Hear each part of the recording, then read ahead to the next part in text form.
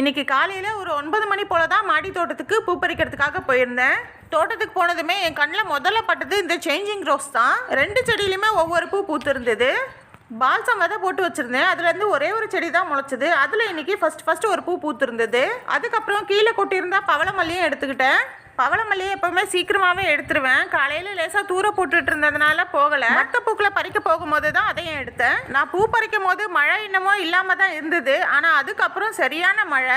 காலையில் பிடிச்ச மழை இப்போ நைட்டு வரைக்குமே வந்துட்டே தான் இருக்குது. காலையில் பூ பறிக்கும் போதே மாடி தோட்டத்தில் அப்படியே ஒரு ரவுண்ட் வந்துட்டேன். எந்த செடிக்குமே மழையினால எந்த பாதிப்பும் வரல. மழை பெஞ்சிட்டு இருக்கும் போது 2-3 தொட்டியில் தண்ணி அப்படியே நின்றுட்டு இருந்தது. சரி, இன்னைக்கு காலையில் போய் பார்க்கும் போது எந்த ஒரு தொட்டிலையுமே தண்ணி இல்லை. எல்லாமே நல்லா வடிஞ்சிருந்தது. மழையினால செடிகளுக்கு பெருசாக எந்த பராமரிப்புமே நம்மளால கொடுக்க முடியாது. ஆனா தொட்டிகள்ல தண்ணி தேங்கி இருக்கான்னு மட்டும் பார்க்கணும். தண்ணி தேங்கி இருந்தா முதல்ல ட்ரெயின் ஹோலை சரி பண்ணி விடணும். அப்பதான் செடிகள் எந்த பாதிப்பும் இல்லாம நல்லா இருக்கும்.